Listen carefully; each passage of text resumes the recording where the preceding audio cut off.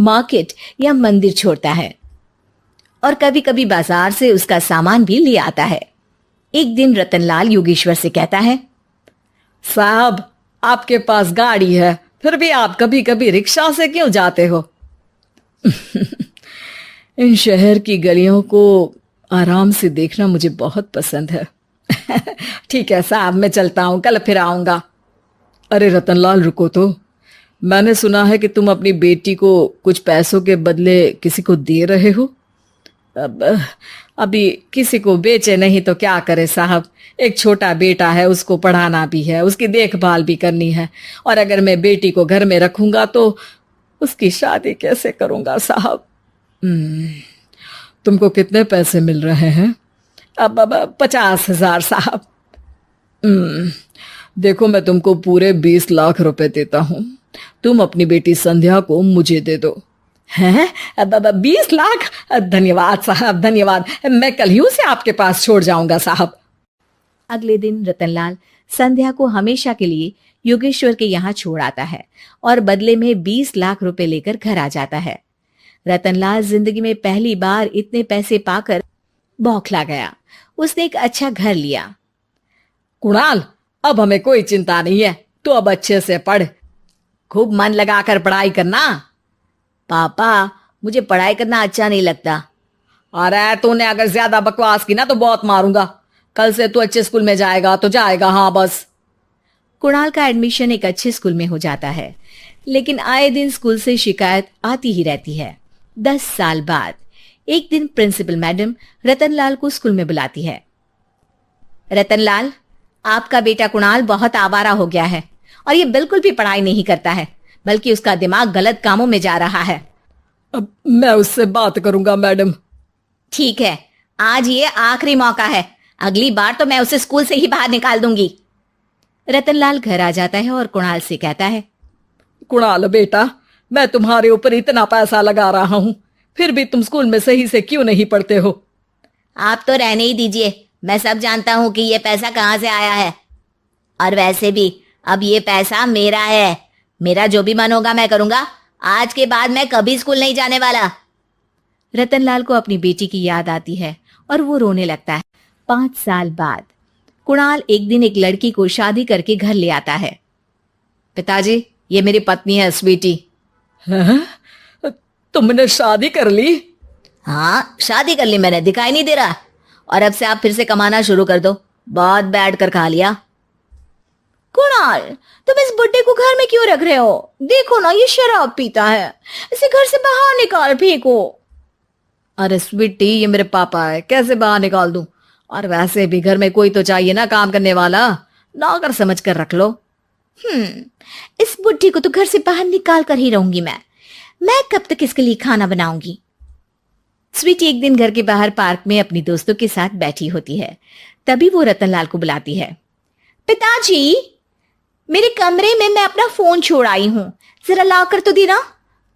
हाँ जरूर, अभी लेकर आता हूँ। रतनलाल फोन लेकर आ जाता है। कुछ समय बाद स्वीटी के फ्रेंड्स भी चले जाते हैं। स्वीटी अंदर आकर शोर मचाती है, चोर चोर। कहाँ है चोर? मुझे तो यहाँ कुछ नहीं दिख रहा। अरे ये अलमारी खुली पड़ी है, जरूर किसी चोर ने ही खोली होगी। अरे कौन आया था यहाँ? यहाँ तो पिताजी आए थे बस। अरे बहू, मैं चोर नहीं हूं। मुझे तो आप पर अब बिल्कुल भी विश्वास नहीं है पिताजी, क्योंकि जब आप पैसे के लिए दीदी को बेच सकते हो तो आप चोरी भी तो कर ही सकते हो। अरे लेकिन वो सब तो मैंने तेरे भले के लिए किया था ना। मैं तो कहती हूँ कि हमें इनकी कमरे की तलाशी लेनी चाहिए। तुम बिल्कुल सही कह रही हो, चलो। स्वीटी और कुणाल दोनों रतनलाल के कमरे की तलाशी लेते हैं और उन्हें वहां स्वीटी की ज्वेलरी और पैसे मिल जाते हैं। मैं तो पहले ही जानता था कि चोर आप ही हो। निकल जाओ मेरे घर से और दोबारा अपनी शक्ल मत दिखाना। रतनलाल आंखों में आंसू लिए घर से निकल जाता है। स्वीटी मन ही मन सोचती है, आज तो मेरी प्लानिंग सफल हो गई। जैसा मैं चाहती थी ऐसा ही किया और बड़ी आसानी से उस बुड्ढी को चोरी का इल्जाम लगाकर घर से भगा दिया। रतनलाल की हालत अब ज्यादा खराब हो गई और वो सड़क पर बैठकर भीख मांगकर खाने लगा। एक दिन वहां एक गाड़ी आकर रुकी और सड़क पर बैठे सभी भिखारियों को अपने सेंटर ले गई। एनजीओ की मालिक संध्या एक एक करके सभी को सुविधा मुहैया कराती है। तभी उसकी नजर रतनलाल पर पड़ती है। पिताजी, संध्या तू? पिताजी आपकी ये हालत कैसे हुई? ये सब मेरे बुरे कर्मों की सजा है जो मुझे मिल रही है। मुझे माफ कर दे बेटी।